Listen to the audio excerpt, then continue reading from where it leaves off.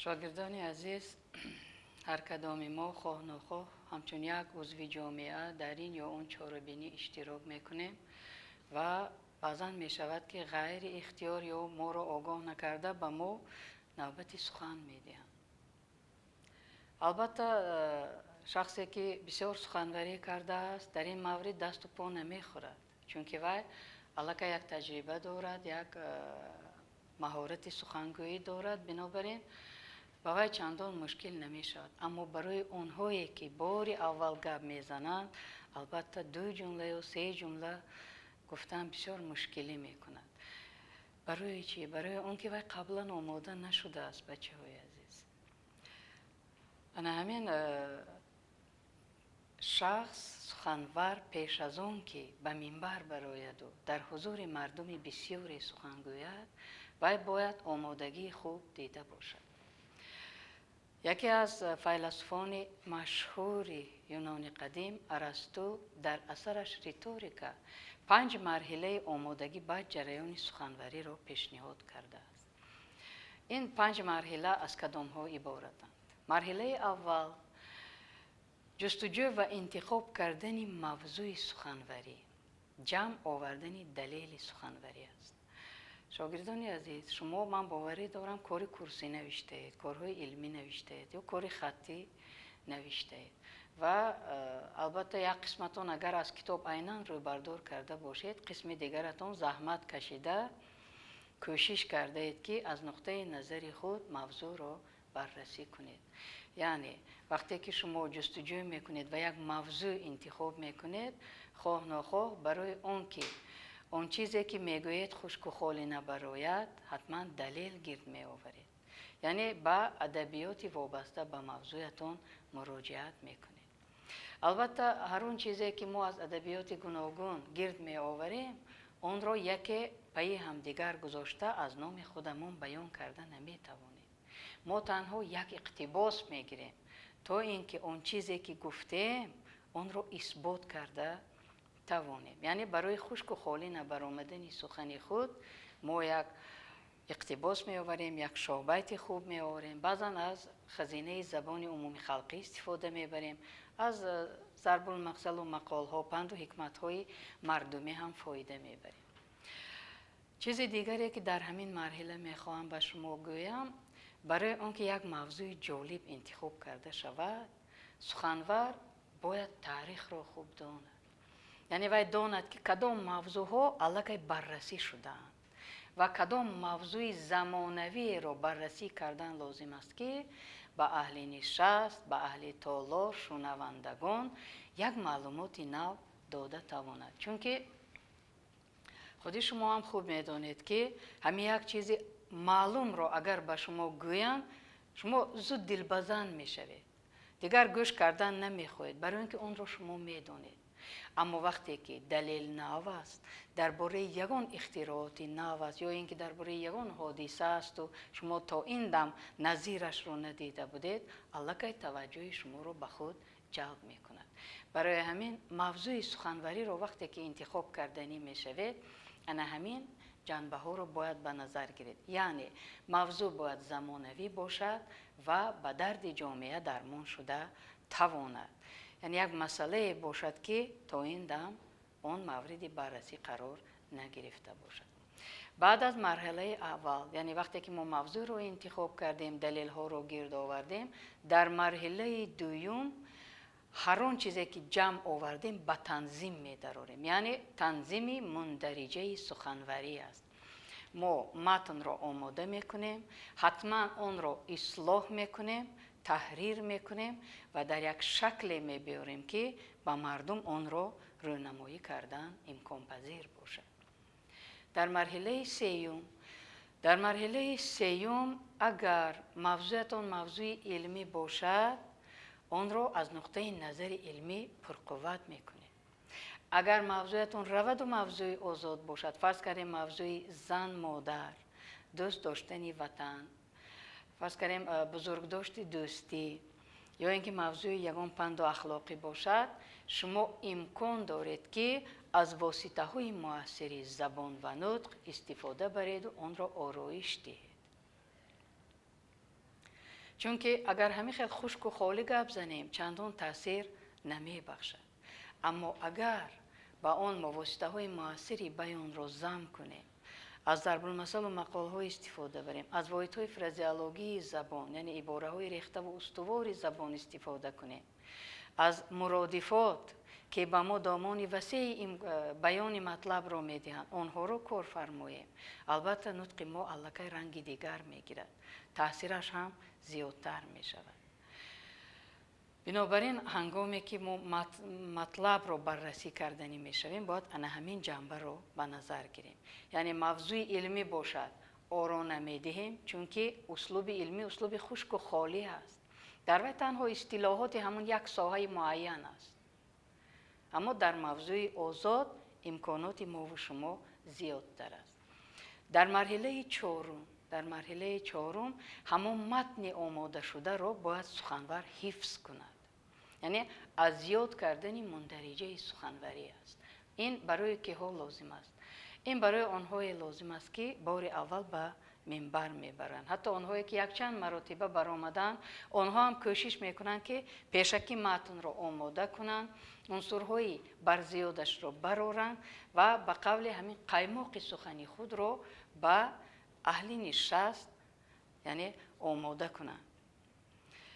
در مرحله پنجم همین متن آماده شده حفظ کرده شده را سخنور باید به طور شفاهی بیان کند.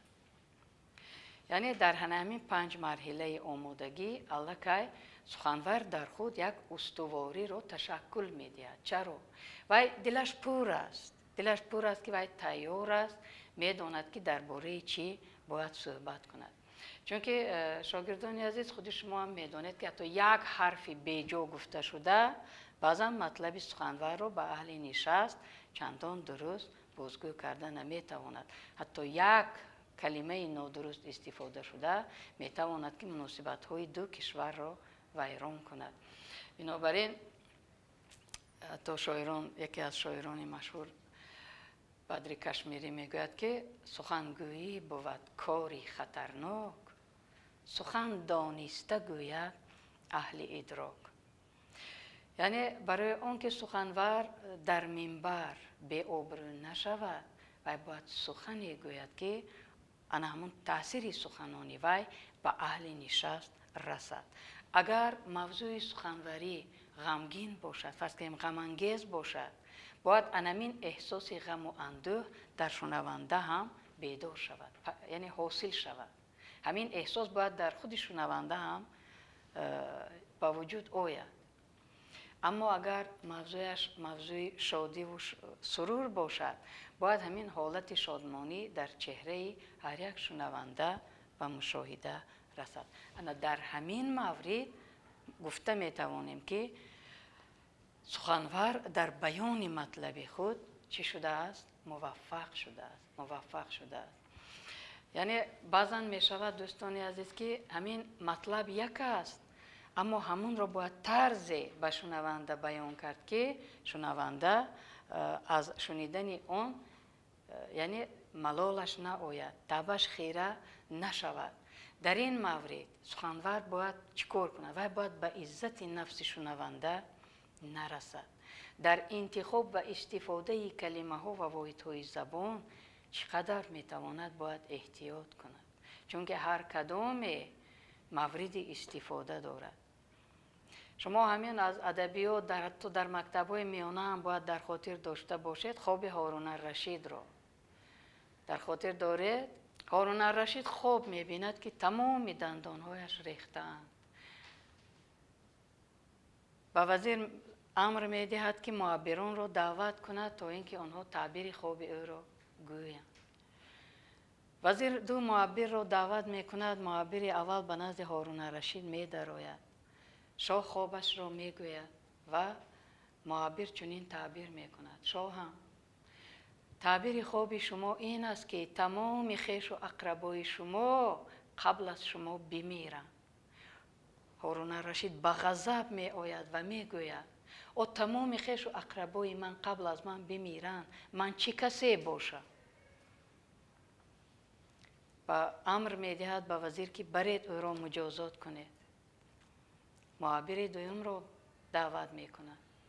او میدروید، شاه خوابش رو میگوید و معابر دوم چنین تعبیر میکند: یا امیرالمؤمنین، شما در روز زندگانی تر از همه خویش و اقربایتان خواهید بود. شاه شادمان می شود و به وزیر امر می کند که برید به او مکافات دهید. وزیر حیران می شود.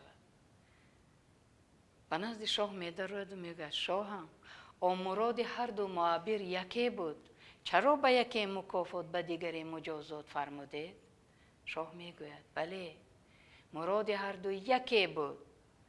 اولی همان سخن با نیت‌های بد گفت، اما دومی همان تعبیر با سخنانی نیک.